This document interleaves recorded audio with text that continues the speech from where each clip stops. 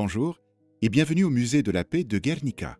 Ce bâtiment, qui abrite le musée de la paix de Guernica depuis 1998, a été construit entre 1941 et 1944.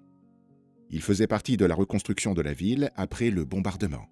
Les tribunaux et les PTT espagnols se sont installés ici jusque dans les années 90, quand la mairie de Guernica l'a rénové pour accueillir ce musée, afin d'expliquer ce qui s'est passé lors du bombardement de Guernica et pendant la guerre civile.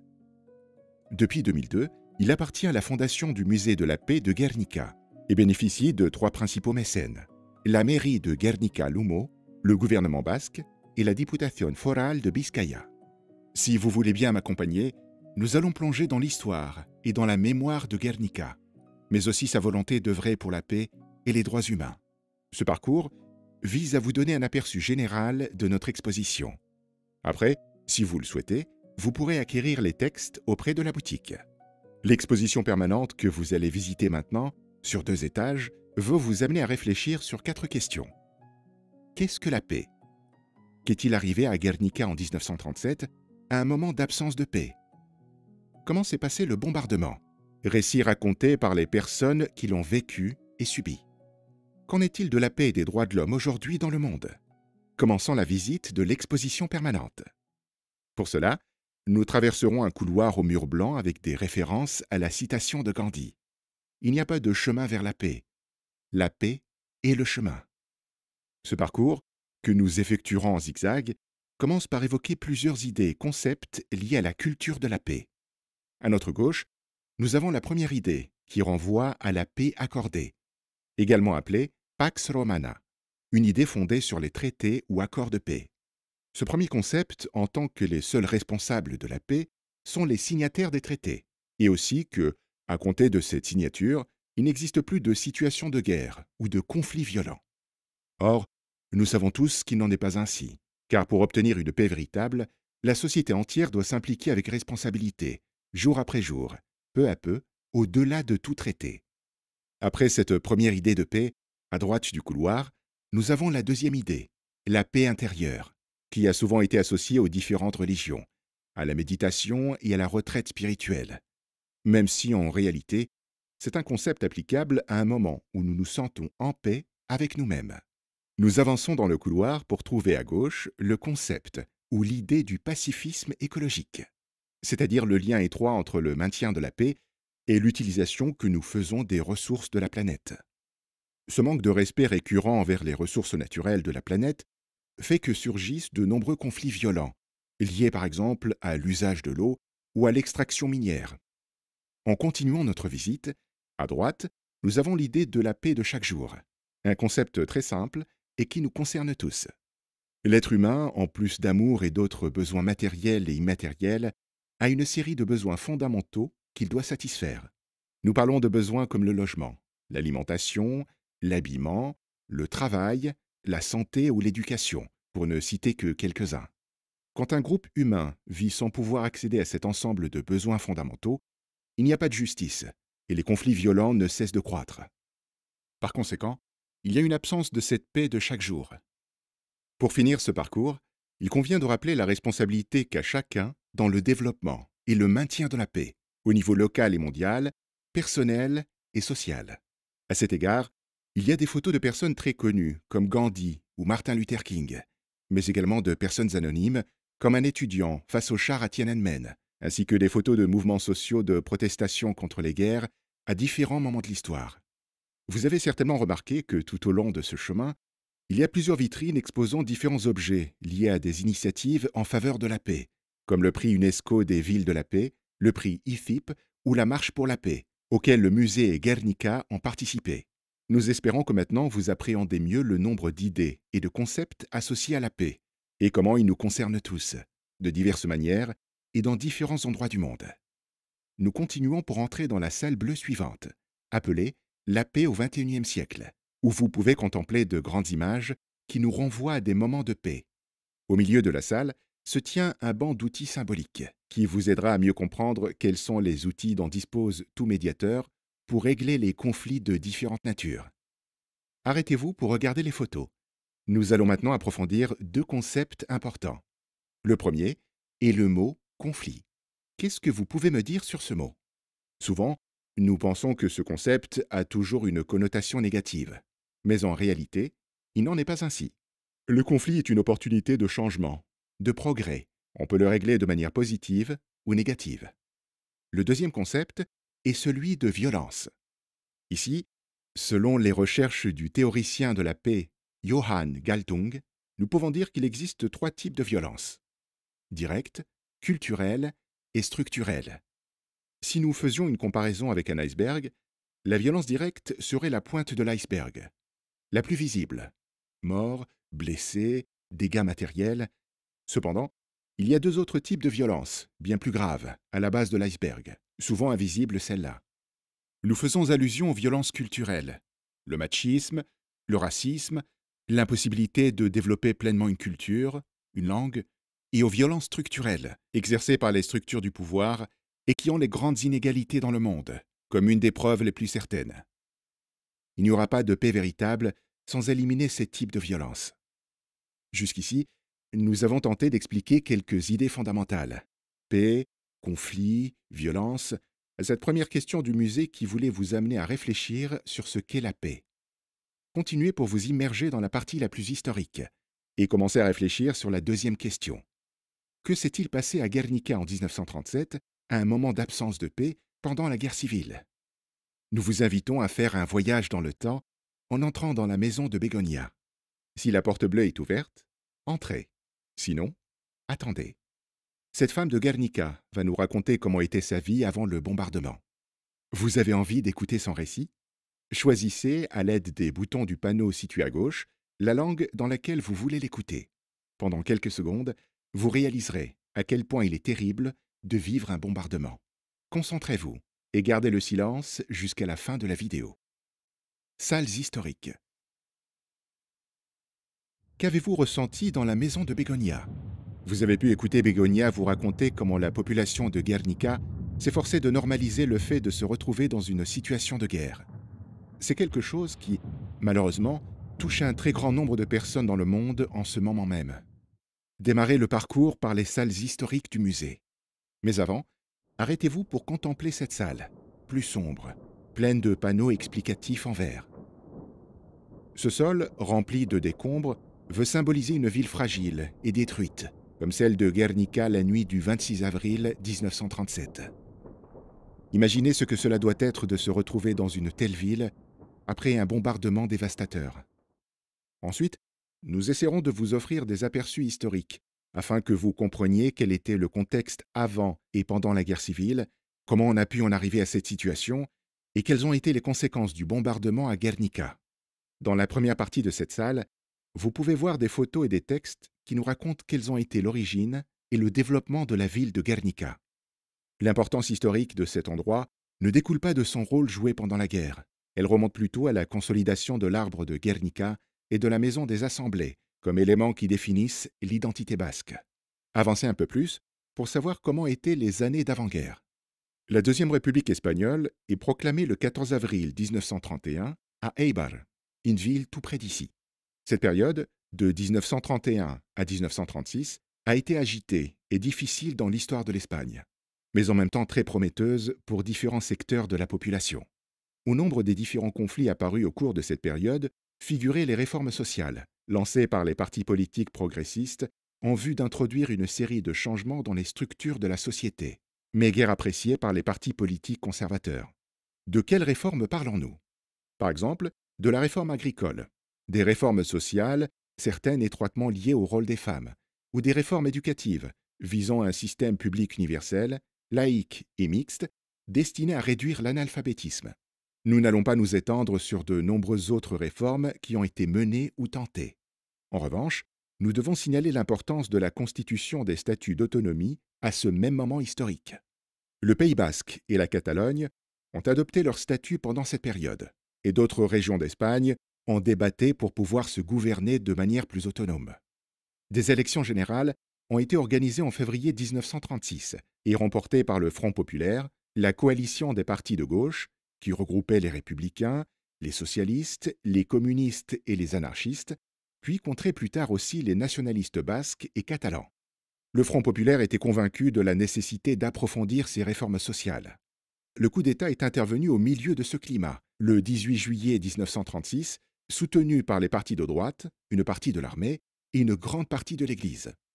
Sanjurjo, Mola, Franco et d'autres généraux se sont soulevés militairement contre le gouvernement démocratique vainqueur aux urnes. C'est ainsi que l'Espagne s'est divisée en deux. L'Espagne fidèle au gouvernement de la République et l'Espagne qui a soutenu les rebelles, franquistes, ou ceux qui se sont autoproclamés comme armée nationale. La guerre civile a éclaté à ce moment-là. Une guerre localisée en Espagne, mais avec une composante très internationale. Quelques mois après le début de la guerre, en octobre 1936, le statut basque d'autonomie a été adopté et José Antonio Aguirre a prêté serment comme premier lehendakari, président du Pays basque sous l'arbre de Guernica. Vous pouvez voir ce moment reflété sur plusieurs photos du parcours.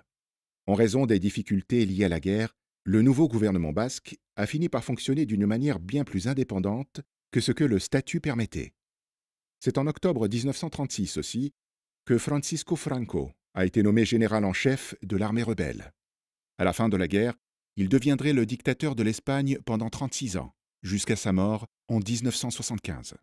En Espagne, la guerre a duré 3 ans, de juillet 1936 à avril 1939, tandis que sur le sol basque, elle durerait environ 13 mois, jusqu'en août 1937. Le gros de l'Eusko Gudarostea, ou Armée nationaliste basque, s'est rendu via le pacte de Santoña dans la localité cantabrique du même nom. À l'issue des premières campagnes de la guerre, centrée sur le sud de l'Espagne et sur la conquête de la capitale, Madrid, la campagne du Nord a débuté au printemps 1937. Les attaques aériennes de l'armée rebelle se sont intensifiées à partir du bombardement de Durango, survenu le 31 mars 1937, afin d'en finir totalement avec la résistance républicaine dans l'ensemble du golfe de Gascogne. À présent, avancez un peu et observez les images jusqu'à trouver les maquettes de plusieurs modèles d'avions. Quelques-uns d'entre eux ont participé au bombardement de Guernica. Des avions allemands et italiens bombardant une ville basque. Il n'y avait pas un traité de non-intervention. Il convient d'apporter ici un certain nombre de précisions, car en avril 1937, lors du bombardement de Guernica, 89% de l'aviation au service de l'armée rebelle était allemande et italienne. Pendant les 13 mois qu'a duré la guerre sur le sol basque, plus de 1200 bombardements ont frappé de nombreux villages, dont plus de 1000 ont été effectués par l'armée rebelle, et notamment par la Légion Condor de l'armée allemande ou par l'Aviazione Legionaria italienne. Dans le cas de l'attaque sur Guernica, les deux forces sont intervenues. L'armée républicaine a cependant été très désavantagée. Elle n'a pas pu disposer d'avions en nombre suffisant, et quand elle a demandé des renforts aériens, le pacte de non-intervention a fait en sorte qu'il n'arrive pas jusqu'ici. Ce pacte a été signé en août 1936 par 27 États européens et cherchait à éviter l'intervention étrangère dans la guerre civile espagnole et l'internationalisation du conflit à un moment de tension maximale entre les démocraties et les dictatures d'Europe. Le pacte est devenu une farce, car l'Allemagne, l'Italie et le Portugal ont vendu des armes à l'armée rebelle avant même le début de la guerre. Et de surcroît, les deux premiers, l'Allemagne et l'Italie, ont participé activement au conflit. Plus tard, en octobre 1936, l'URSS a elle aussi commencé à envoyer du matériel de guerre à l'armée républicaine. Pour Mussolini comme pour Hitler, la guerre civile espagnole a constitué un banc d'essai de leurs armes, terrestres, aériennes et navales. Une expérience de guerre qu'ils appliqueraient de manière intensive pendant la Seconde Guerre mondiale. En avril 1937, l'armée rebelle tentait d'avancer vers Bilbao, mais elle éprouvait de grandes difficultés, à cause notamment du relief très montagneux que nous avons en Biscaya. La ceinture de fer, encore inachevée, qui était un système de fortification composé de tunnels, bunkers et tranchées, construite autour de Bilbao dans le but de défendre la ville face aux attaques ennemies, visait à freiner l'éventuelle attaque des troupes ennemies. L'objectif des insurgés était de mener des bombardements intenses qui provoqueraient la peur et la démoralisation de la population en général et de l'armée basque en particulier, pour ainsi tenter d'accélérer la reddition de Bilbao. Le choix de la ville de Guernica comme cible du bombardement dévastateur s'est expliqué par plusieurs raisons. C'était une ville sans défense militaire, elle comptait plusieurs hôpitaux et n'avait pas encore été touchée par la guerre. L'on pourrait donc voir parfaitement l'étendue de l'attaque. En outre, une grande partie de la population se trouvait dans le centre-ville, puisque le jour choisi était un lundi de marché, plus précisément le lundi 26 avril 1937. Même le caractère symbolique de la ville dans l'imaginaire et l'identité basque la rendait encore plus appropriée pour provoquer la démoralisation voulue. Le bombardement de Guernica a commencé vers 4h15 de l'après-midi et a duré jusqu'à 8h moins le quart à peu près, soit 3h30 sans interruption, où les avions allemands et italiens ont terrorisé une population civile sans défense, réduisant la ville en poussière. Les avions venaient de 3 aérodromes situés à Vitoria, Burgos et Soria. Comme vous pouvez le voir, les différentes bombes exposées dans les vitrines ont causé une destruction totale. Les bombes explosives ont démoli les toits des bâtiments et ont creusé des trous étage par étage, puis explosé en arrivant en bas. Notez qu'à l'époque, la structure de la plupart des bâtiments était en bois. Ensuite, les milliers de bombes incendiaires larguées ont pénétré dans les trous qu'avaient laissés les bombes explosives et tout a brûlé rapidement. Sur les 297 bâtiments qui se sont effondrés à Guernica, beaucoup ont été détruits à cause des bombes et d'autres ont simplement brûlé. Dès que les bombardiers avaient largué leurs charges, c'était au tour des chasseurs d'intervenir. En volant très bas, ils s'efforçaient de mitrailler la population civile qui essayait de fuir, terrifiée. Beaucoup de gens ont tenté de fuir dans les environs de la ville. Mais comme nous l'avons expliqué, il s'agissait d'un bombardement de terreur. Et la population était l'une des cibles de l'attaque. À partir du bombardement de Durango, le 31 mars 1937, on a pris conscience de l'importance de protéger la population civile. Si bien que l'on a construit différents abris anti-aériens, nombre d'entre eux encore inachevés à la date du bombardement de Guernica.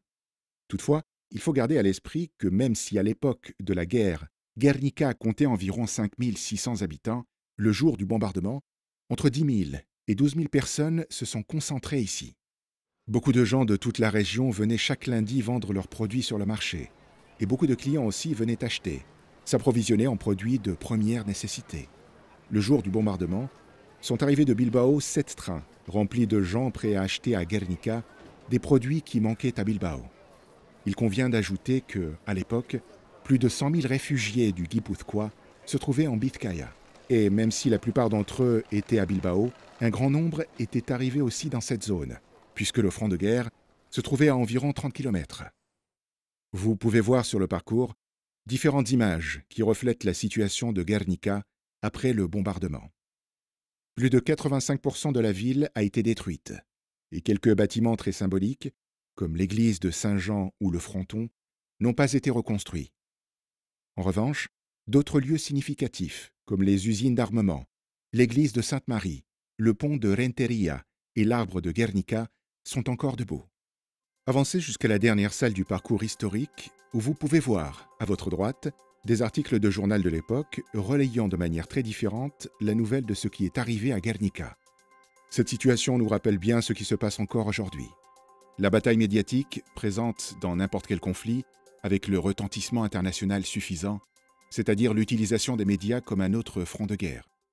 Dans le cas de Guernica, la nuit même du bombardement, plusieurs journalistes internationaux sont arrivés ici, alertés par le gouvernement basque, et ont été les premiers à documenter les faits, alors qu'ils prenaient le témoignage des survivants qui fuyaient, désorientés, à la recherche de leurs êtres chers. Ils ont tous écrit leur chronique avec la nouvelle du bombardement. Le Britannique George Steer a été le premier à publier sa chronique dans The Times et The New York Times, 2 jours après le bombardement, le 28 avril 1937. L'armée insurgée a en revanche nié qu'il y ait eu un bombardement le 26 avril. Dans sa version de ce qui s'est passé, elle affirmait que les rouges séparatistes basques et asturiens avaient mis le feu à Guernica dans leur fuite. Bien que la nouvelle ait éclaté au niveau international, contribuant à une publicité très négative, le mensonge s'est imposé après la prise de Guernica et il a persisté tout au long de la dictature. Le 29 avril, 3 jours après le bombardement, l'armée rebelle a occupé Guernica. Des soldats phalangistes et requetés, carlistes navarrais, appuyés par les troupes italiennes, marocaines et allemandes, se sont emparés de la ville. Puis ils l'ont sécurisée, et ils ont profité pendant plusieurs jours pour enlever les restes du bombardement et en même temps placé des bidons d'essence dans différents points pour appuyer ainsi la version de l'incendie de Guernica par les troupes républicaines. Après ce maquillage historique, ils ont autorisé l'entrée de journalistes proches de l'armée rebelle afin qu'ils corroborent leur version de l'incendie, qualifiant de menteurs tous ceux qui avaient écrit sur le bombardement atroce. Après le départ des autorités républicaines et de la majorité de la population civile de Guernica, il a été impossible de faire une sorte de recensement ou d'enquête. De ce fait, il est aujourd'hui très compliqué de savoir combien de personnes sont mortes réellement, combien de personnes sont restées enfouies à jamais sous des tonnes de décombres, combien de blessés il y a eu, ou combien de familles se sont retrouvées sans domicile. Le nombre de victimes reste un sujet assez polémique et difficile à cerner. Le gouvernement basque a élaboré un rapport à l'attention du gouvernement républicain qui comptabilisait 1654 victimes mortelles. Les journalistes, arrivés à Guernica le soir même du bombardement, ont signalé avoir vu plus de 600 ou plus de 800 morts, et les témoignages de survivants en évoquaient plus de 1000. Deux faits traduisent la difficulté à préciser le nombre de victimes. D'une part, aucun cadavre n'aurait été retrouvé au cours des 4 années qu'a duré l'enlèvement des décombres de la ville. Quant aux blessés, ils arrivaient en train à Bilbao, et la majorité sont passés par l'hôpital de Basurto. D'autre part, dès que l'armée rebelle a pris la capitale de Bizkaia, en juin 1937, elle a détruit les fiches d'enregistrement de l'hôpital de la première semaine après le bombardement. Ainsi, il est quasiment impossible de savoir combien de blessés sont arrivés à Bilbao après le bombardement, qui ils étaient et combien sont décédés. Nous ne voudrions pas terminer le parcours dans cette salle historique sans parler brièvement de la reconstruction, un sujet fondamental après n'importe quel conflit armé impliquant une destruction de l'environnement. Dès que l'armée rebelle a occupé Guernica, et surtout à la fin de la guerre, la reconstruction du pays en général et de Guernica en particulier allait revêtir une importance propagandiste cruciale. Il a été créé la Direction générale des régions dévastées et des réparations, un organisme chargé de projeter, réaliser et contrôler la reconstruction de tout type d'infrastructures qui avaient été détruites durant la guerre. Le nouveau régime franquiste s'est retrouvé face à un dilemme apparemment insoluble. Vouloir relever un pays sans disposer de ressources financières ni de main-d'œuvre pour travailler, puisque des centaines de milliers de personnes étaient mortes, blessées, prisonnières ou avaient fini exilées. Le début de la Seconde Guerre mondiale, en septembre 1939, compliquerait encore plus la situation, surtout en ce qui concerne la pénurie de matériel. Ce dilemme a été résolu grâce au service de réduction des peines par le travail qui a soumis l'idée suivante. Ce sont les républicains qui ont détruit l'Espagne. Alors ce sont eux aussi qui devraient la reconstruire. Voilà comment des milliers de prisonniers républicains se sont retrouvés entre les mains de l'armée insurgée comme main-d'œuvre esclave qui permettrait la construction d'infrastructures, de logements et d'autres installations qui avaient été détruites pendant la guerre. Nous pouvons voir parmi les photos des prisonniers de guerre réalisant des travaux d'enlèvement des décombres à Guernica. Il est également intéressant de voir l'image avec la plaque par laquelle Guernica a nommé Franco fils adoptif de la ville, un fait qui a subsisté jusqu'à la fin du XXe siècle quasiment. Cela avait été une des conditions sine qua non imposées à toute ville choisie pour sa reconstruction, comme ce fut le cas avec Guernica. Une autre condition était que plus de 75% de la ville fût détruite, et Guernica dépassait 85% de destruction. Enfin, avant de quitter la salle, arrêtez-vous pour observer le processus de réconciliation entre Guernica et l'Allemagne. Un long chemin impossible à parcourir sous la dictature franquiste. Le silence imposé par le régime signifiait l'impossibilité de parler librement du bombardement par crainte de subir des représailles. Et les survivants n'ont pas eu l'occasion de socialiser la mémoire de ce qu'ils avaient vécu, car elle contredisait absolument la version officielle. Toutes ces années de silence ont constitué un grand et lourd fardeau dans la transmission, familiale et sociale, de ce qui s'était vraiment passé par les vaincus. Ce n'est donc qu'en 1987, à l'occasion du 50e anniversaire du bombardement, et avec la création du Centre de recherche pour la paix Guernica Gogoratus, qu'a commencé le processus de réconciliation. La visite à Guernica de Petra Kelly, une des fondatrices du Parti des Verts en Allemagne, partagée entre surprise et gêne, a favorisé un processus qui a connu un de ses moments les plus émouvants 10 ans plus tard, en 1997. L'ambassadeur allemand à Madrid a participé à l'anniversaire du bombardement, où sur la place du marché et en présence des survivants, il a lu une lettre adressée à eux et écrite par le président allemand Roman Herzog, dans laquelle il reconnaissait les dégâts causés par l'aviation allemande. Cette reconnaissance tardive et imparfaite, mais symbolique de l'Allemagne, a ouvert la voie à d'autres pas récents faits par le gouvernement espagnol. Il n'y a jamais eu de reconnaissance de la part de l'Italie. C'est pourquoi il reste encore du chemin à faire. Quand vous sortirez de cette salle historique, regardez à votre gauche pour voir une grande bombe explosive et consultez à votre droite notre exposition bibliographique actuelle. Ces exemplaires de livres, que le musée possède dans son centre de documentation spécialisé sur le bombardement de Guernica et la guerre civile, se trouvent au deuxième étage. Entrez dans la salle circulaire en bois située quelques pas plus loin, appelée In Memoriam. Dans la partie supérieure, il y a des verbes qui se réfèrent à ce qu'implique la réconciliation. Ici, vous pouvez voir une vidéo abordant plusieurs processus de réconciliation dans le monde. Afrique du Sud, Irlande du Nord, Australie, etc. Notamment le processus entre Guernica et l'Allemagne. Au centre de la salle, vous remarquerez un monolithe en marbre blanc portant une des devises des survivants. Renoncer à oublier, renoncer à la vengeance. Une phrase qui nous invite à réaliser une lecture critique de notre passé sans tomber dans les discours de haine et de rancœur. Nous vous rappelons que pour voir la vidéo, vous devez choisir la langue sur le panneau métallique situé à gauche avant d'entrer dans la salle. En quittant la salle et en vous dirigeant vers le deuxième étage du musée, vous pouvez contempler à gauche les deux œuvres d'art de Luis Iriondo, peintre et survivant du bombardement de Guernica et une des personnes clés dans la transmission de ce qui s'est passé en ce lieu. Au travers de ces deux œuvres, il a montré ce qu'il a vécu ce jour fatidique. Montez l'escalier métallique situé à votre droite, en profitant de l'occasion pour contempler les avions du plafond, la réplique du Guernica de Picasso accrochée au mur devant vous, et les lieux où le vrai Guernica a voyagé et a été exposé jusqu'à son retour à Madrid, désormais en démocratie. Connaissiez-vous cette œuvre? Qu'en pensez-vous? Le Guernica de Picasso. Le Guernica de Pablo Picasso est une œuvre qui est sans nul doute devenue une icône de l'art du XXe siècle, un cri contre l'absurdité des guerres. L'artiste de Malaga a peint le Guernica à la demande du gouvernement de la République. Le tableau a été exposé au pavillon espagnol de l'Exposition universelle de Paris organisée en 1937 et dès lors, il deviendrait un symbole pour la paix et contre la guerre. À gauche, vous pouvez voir 4 photos prises par la photographe Dora Maar, qui a immortalisé dans ses clichés l'intéressant processus créatif de l'œuvre. Picasso, un des artistes les plus prolifiques de l'histoire de l'art, ne peignait que depuis 1 an, et néanmoins, il a conçu et peint le Guernica, sans doute son œuvre la plus emblématique, en à peine 1 mois.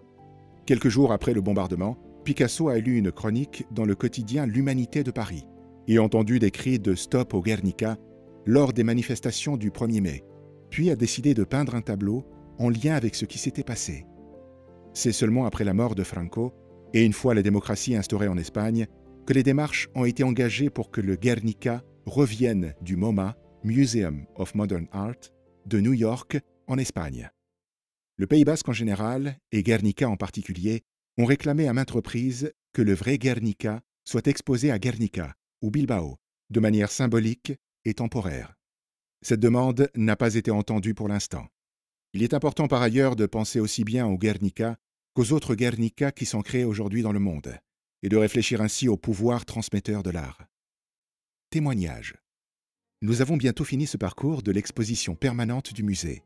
Continuez d'avancer pour connaître l'importance du recueil des témoignages qui raconte ce qui s'est passé lors du bombardement. Un des auteurs de ce recueil était entre autres William Smallwood, alias Egurchiki, un Américain arrivé à Guernica en 1971. Il est nécessaire de nous situer à cette époque, encore sous la dictature de Franco, pour comprendre ce que signifiait parler librement de ce qui était arrivé à Guernica en 1937. Comme indiqué dans les salles historiques, le silence s'est imposé dans l'après-guerre et les survivants n'ont pas pu partager leurs expériences. Egurchiki, qui était venu étudier la langue basque, est parvenu à recueillir clandestinement 129 témoignages. Il a rencontré en secret des survivants qui ne donnaient en aucun cas leur vrai nom, mais un surnom, pour éviter d'éventuelles représailles de la part des autorités. Dans la vitrine à droite, vous pouvez voir quelques-uns des témoignages et transcriptions sous leur forme originale, que William a, une fois rentré aux États-Unis, conservé pendant de nombreuses années sans pouvoir les publier. La version selon laquelle Guernica avait été brûlée par les républicains était toujours d'actualité un peu partout aux États-Unis, et les témoignages n'ont pas été connus ni publiés avant 2012. Au fond de la salle, vous pouvez voir 2 grands écrans avec des vidéos contenant des témoignages des survivants, enfants ou adultes à l'époque.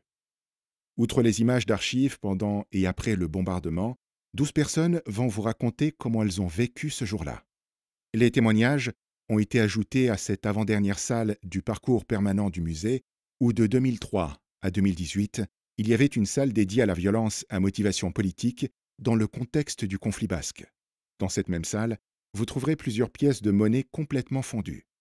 Elles appartiennent à Fernanda Arrien, qui a réussi à les retirer des cendres de sa maison et à les conserver pendant des décennies avec sa famille. Entrez dans la salle de la vidéo. Asseyez-vous et laissez-vous emporter par les témoignages des survivants. Les droits de l'homme. Que pensez-vous des témoignages? Ne partez pas sans visiter la dernière salle de l'exposition permanente consacrée aux droits de l'homme. Dans celle-ci, et à travers 3 vitres différentes, on décortique le Guernica de Picasso pour utiliser les différents personnages du tableau et parler de 3 droits fondamentaux: le droit à la vie, le droit à la liberté et le droit à l'égalité. Qu'en est-il de ces 3 droits aujourd'hui? Sont-ils respectés? Sont-ils constamment bafoués? Depuis que l'Assemblée générale des Nations unies a adopté et proclamé la Déclaration universelle des droits de l'homme le 10 décembre 1948, un long chemin a été parcouru en faveur de ces droits. Il suffit cependant de regarder le monde qui nous entoure pour constater qu'il nous reste encore beaucoup à faire. Découvrez dans cette salle la Déclaration universelle des droits de l'homme, mais aussi en quoi consiste le prix Guernica pour la paix et la réconciliation, et qui ont été les personnes récompensées chaque année. Ici se termine l'exposition permanente. Nous espérons qu'elle vous a plu et qu'elle vous a servi à réfléchir sur notre passé et notre présent d'un œil critique. Enfin, nous aimerions préciser que le musée comprend un service éducatif dans ses installations. Celui-ci, au travers d'ateliers, de rencontres avec les familles et de colonies de vacances, vise à informer les nouvelles générations sur ce qui s'est passé.